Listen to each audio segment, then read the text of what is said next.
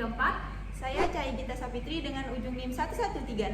Saya Indah Landari dengan ujung NIM 1137. Saya Rehana dengan ujung NIM 1142.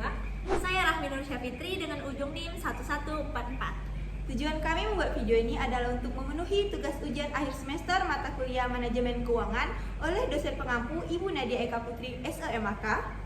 Dan perusahaan yang kami pilih untuk menganalisis laporan keuangannya adalah PT Bluebird Tbk. Selamat menonton!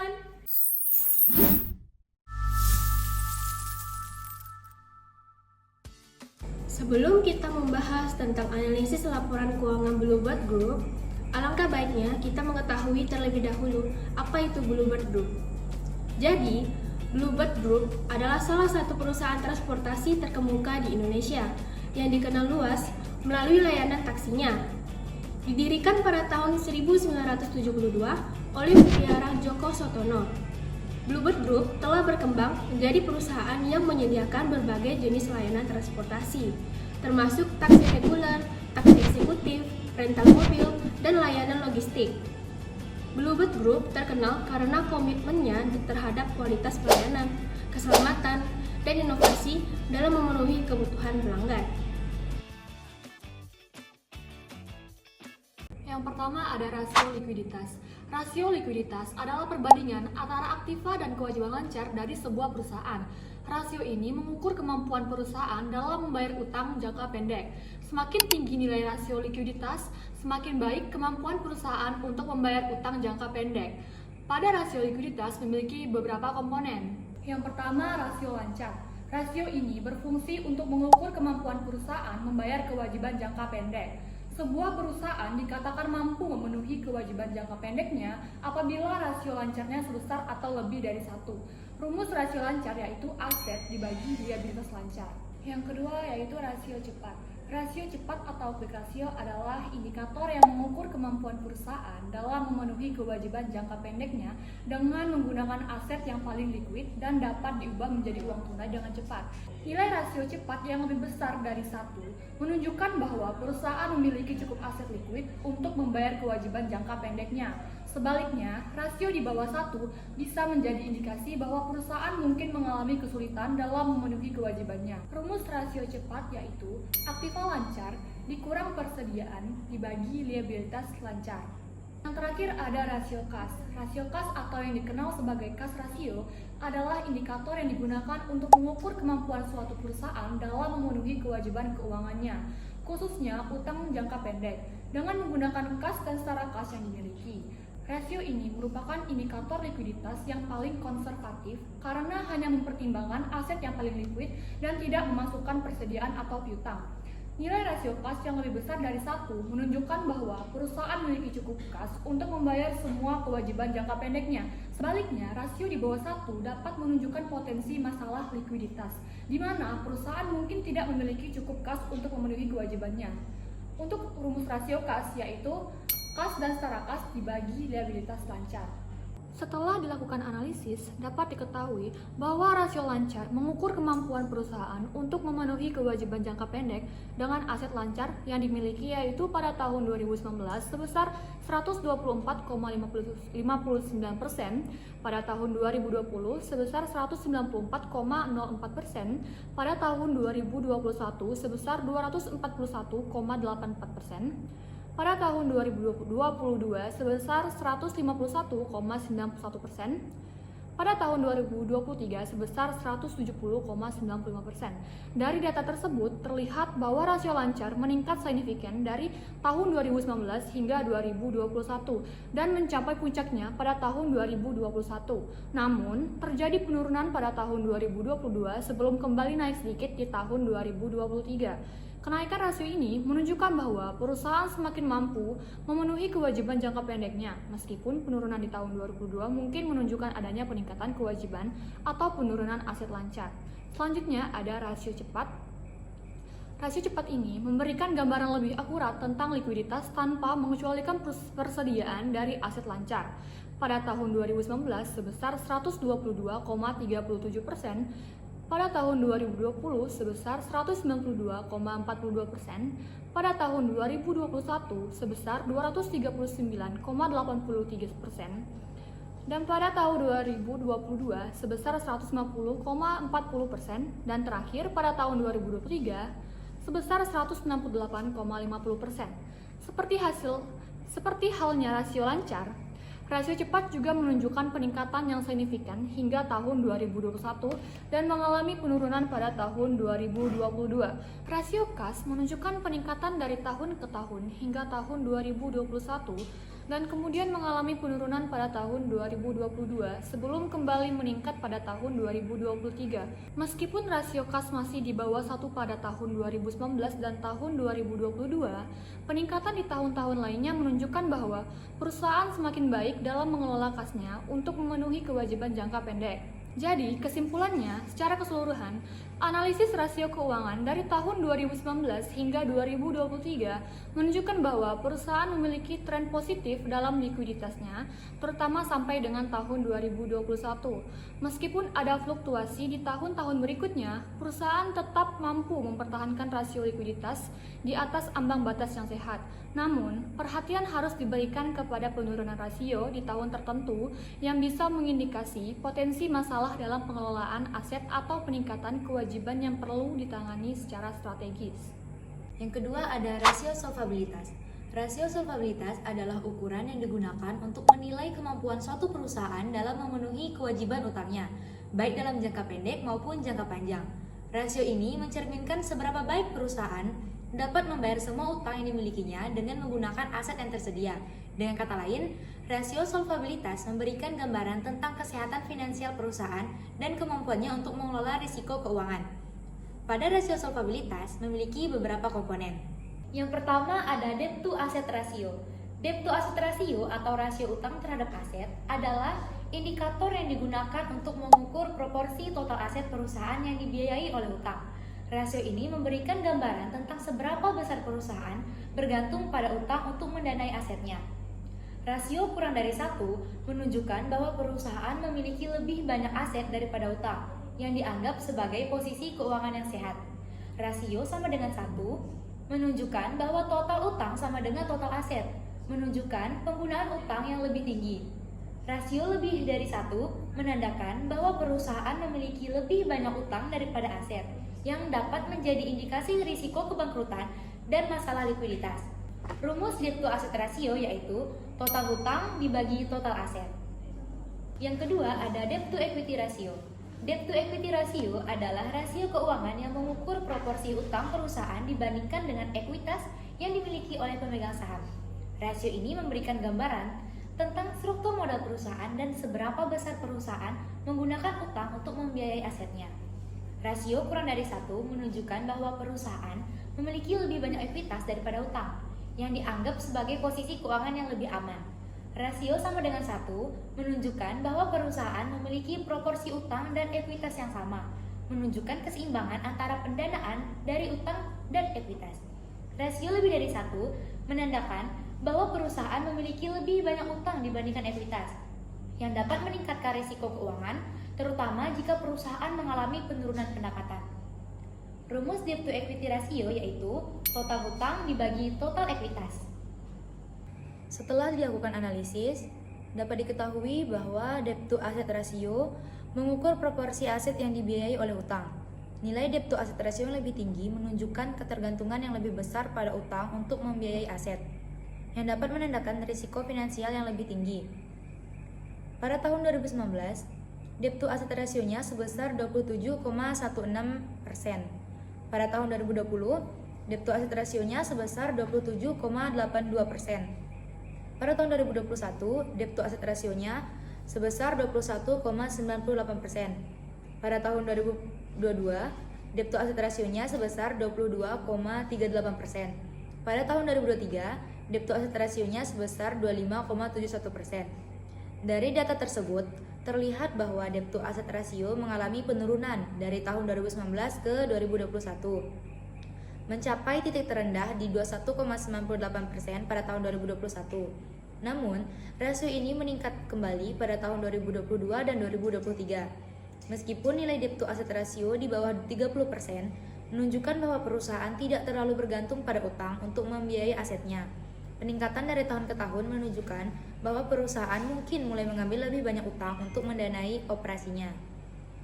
Selanjutnya, debt to equity ratio dapat mengukur perbandingan antara total utang dan ekuitas perusahaan. Rasio ini memberikan gambaran tentang seberapa banyak utang yang digunakan untuk setiap unit ekuitas. Pada tahun 2019, debt to equity rasionya sebesar 37,28%.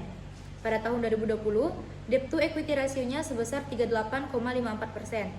Pada tahun 2021, debt to equity rasionya sebesar 28,18%. Pada tahun 2022, debt to equity rasionya sebesar 28,83%. Dan pada tahun 2023, debt to equity rasionya sebesar 34,61%. Debt to equity ratio menunjukkan penurunan signifikan dari tahun 2019 hingga 2021 dengan nilai terendah di 28,18% pada tahun 2021. Namun, rasio ini meningkat lagi pada tahun 2022 dan mencapai 34,61% pada tahun 2023. Meskipun debt to equity rasionya ada pada bawah standar industri yang biasanya sekitar 35%, peningkatan debt to equity ratio menunjukkan bahwa perusahaan mungkin semakin bergantung pada utang dibanding dengan ekuitasnya.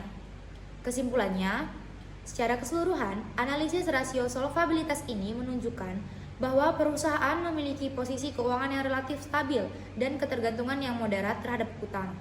Meskipun ada peningkatan dalam kedua rasio selama beberapa tahun terakhir, nilai-nilai tersebut tetap berada dalam batas aman.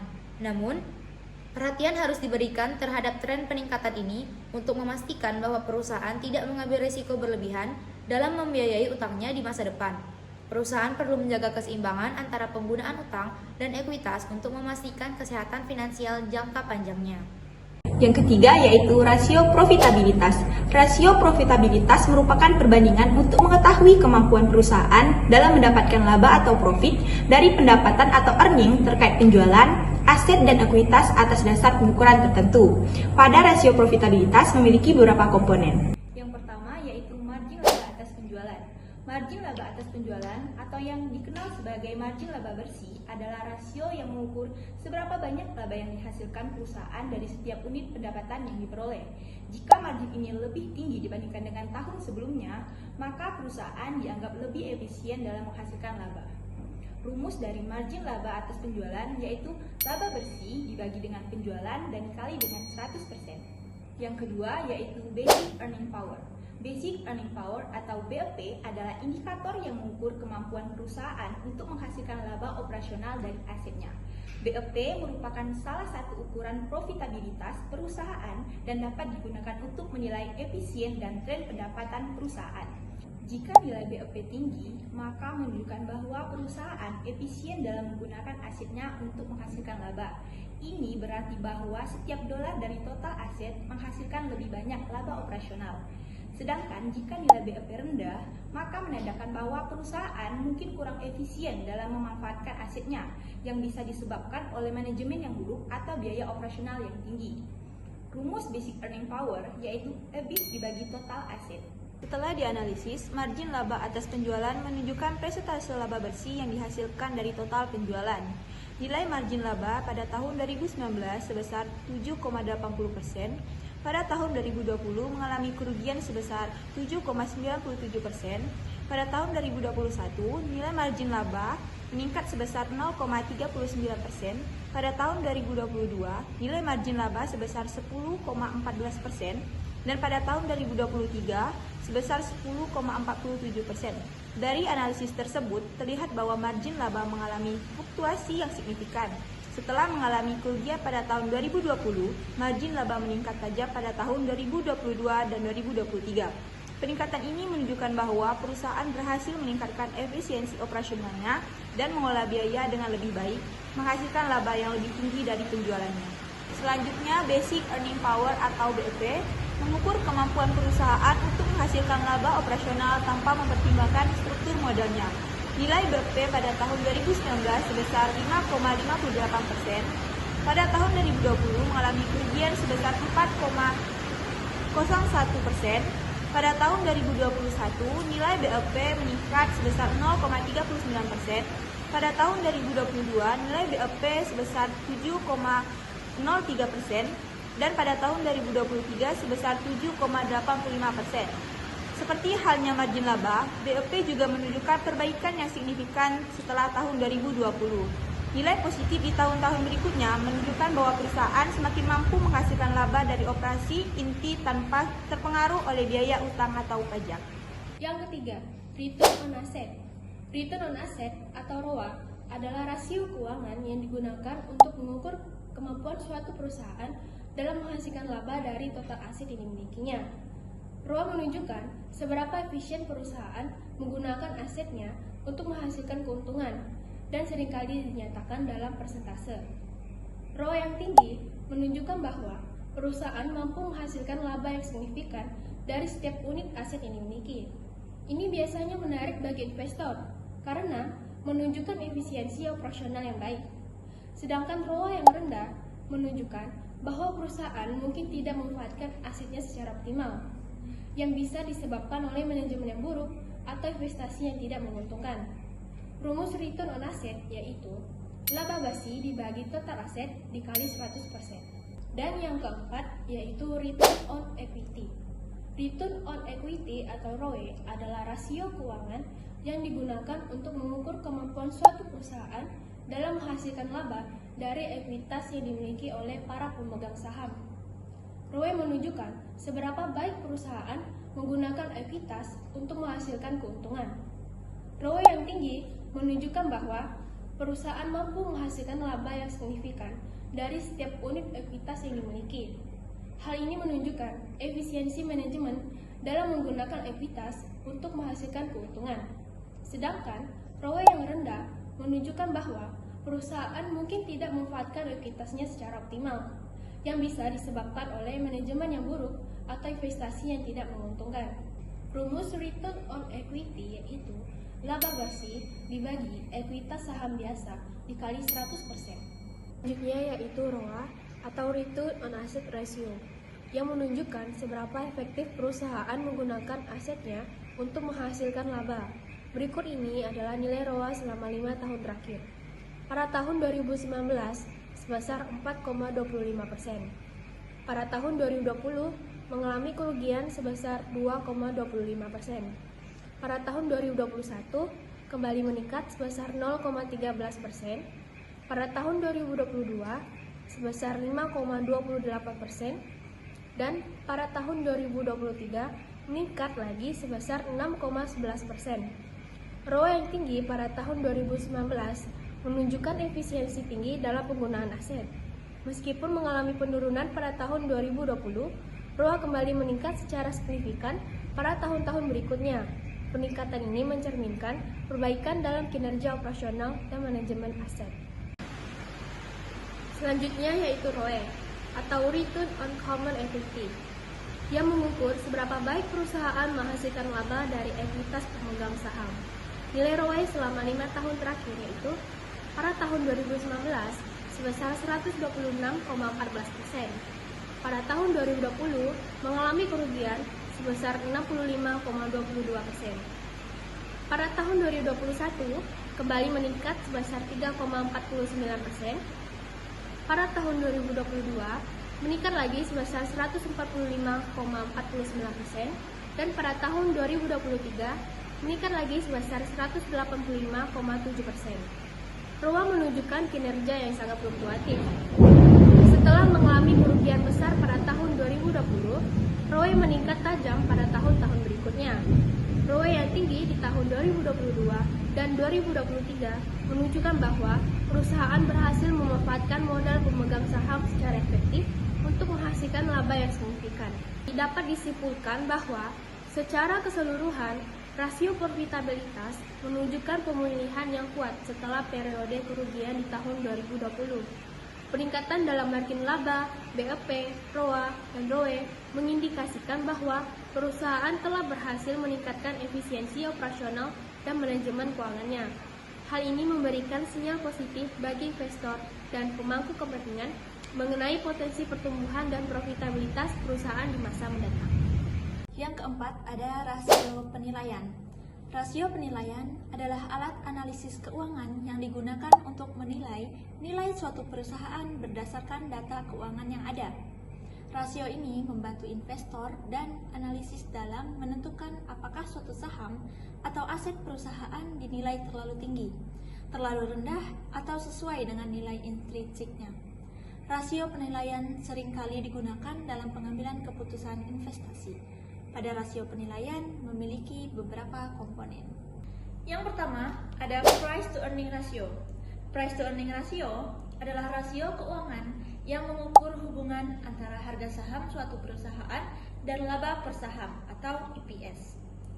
Untuk price to earning yang tinggi menunjukkan bahwa investor bersedia membayar lebih untuk setiap unit laba, yang bisa berarti bahwa mereka mengharapkan pertumbuhan laba yang tinggi di masa depan.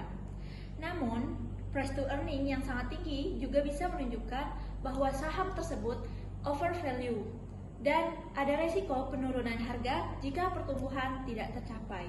Selanjutnya, untuk price to earning rendah. Hal ini menandakan bahwa saham mungkin undervalue atau bahwa perusahaan menghadapi tantangan yang mengurangi ekspektasi laba di masa depan. Bisa juga menunjukkan bahwa pasar memiliki pandangan negatif terhadap prospek pertumbuhan perusahaan. Rumus price to earning ratio yaitu harga saham dibagi laba per saham. Yang kedua, nilai buku per lembar saham. Nilai buku per lembar saham atau book value per share adalah ukuran yang menunjukkan nilai ekuitas yang dimiliki oleh pemegang saham untuk setiap lembar saham yang beredar. BVPS yang tinggi ini menunjukkan bahwa perusahaan memiliki ekuitas yang kuat per lembar sahamnya, yang bisa menjadi indikasi kesehatan finansial yang baik dan potensi pertumbuhan di masa depan. BVPS yang rendah ini dapat menunjukkan bahwa perusahaan mungkin undervalue atau menghadapi masalah keuangan. Namun, perlu diingat bahwa BVPS yang rendah tidak selalu berarti bahwa perusahaan itu buruk. Bisa juga mencerminkan strategi bisnis yang agresif atau investasi dalam pertumbuhan. Untuk rumus nilai buku per lembar saham, yaitu total ekuitas dibagi jumlah saham yang beredar. Selanjutnya, yang ketiga, yaitu price to book value. Price to book value ini biasa disingkat sebagai PBV, adalah rasio yang digunakan untuk menilai valuasi suatu perusahaan dengan membandingkan harga pasar sahamnya dengan nilai bukunya per lembar saham. Rasio ini membantu investor menentukan apakah saham suatu perusahaan dinilai terlalu tinggi atau terlalu rendah dibandingkan dengan nilai aset yang dimiliki. Setelah dilakukan analisis, berikut ini adalah nilai PER dari tahun 2019 hingga 2023.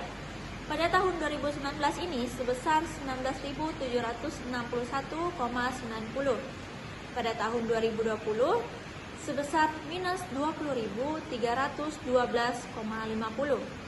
Pada tahun 2021 sebesar 460.000,00.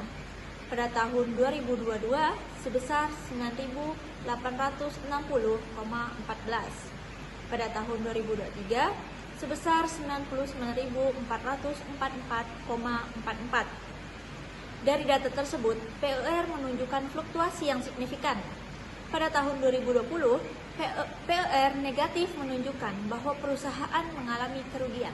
Namun, pada tahun-tahun berikutnya, terutama tahun 2023, PER melonjak tinggi menjadi 99.444,44.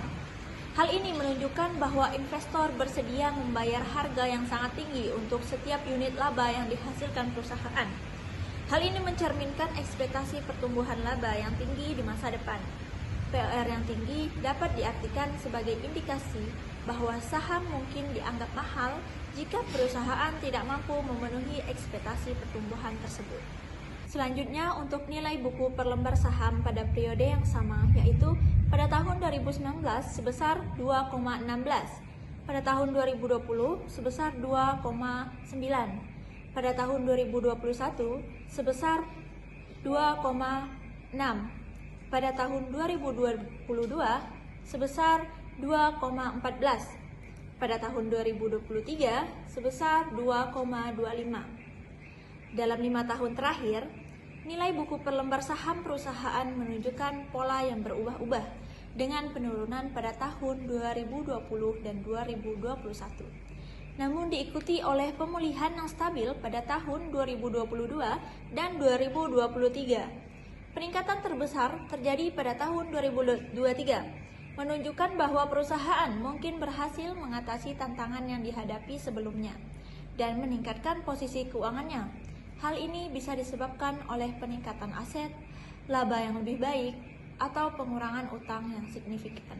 Selanjutnya yaitu nilai PBV atau Price to Book Value selama periode yang sama, yaitu pada tahun 2019 sebesar 1.152.17,66, pada tahun 2020 sebesar 621.280,82, pada tahun 2021 sebesar 670.780,96,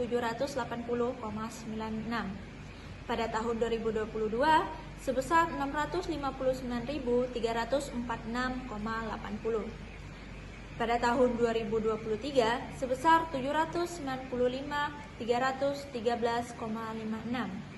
Nilai PBV menunjukkan bahwa pada tahun 2019 harga saham jauh lebih tinggi dibandingkan nilai bukunya, yaitu di atas dari 1, menunjukkan bahwa pasar menganggap perusahaan memiliki potensi pertumbuhan yang baik. Pada tahun 2020, PBV turun drastis karena kerugian yang dialami perusahaan, mencerminkan penilaian pasar yang lebih rendah terhadap nilai perusahaan. Namun, PBV kembali meningkat pada tahun-tahun berikutnya, meskipun tetap di bawah nilai tahun 2019. Peningkatan PBV pada tahun 2023 menunjukkan bahwa pasar mulai menghargai kembali potensi perusahaan meskipun masih berada di bawah level tertinggi sebelumnya. Dari analisis PLR dan PBV ini dapat ditarik kesimpulan bahwa PLR yang sangat tinggi pada tahun 2023 menunjukkan ekspektasi pasar yang optimis terhadap pertumbuhan laba perusahaan di masa depan. Nilai buku per lembar saham secara keseluruhan.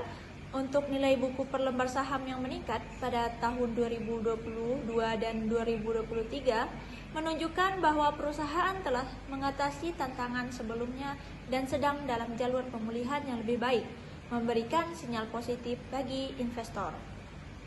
PBV yang meningkat menunjukkan bahwa meskipun perusahaan belum sepenuhnya pulih ke tingkat penilaian tertinggi sebelumnya, ada pengakuan kembali terhadap nilai aset perusahaan.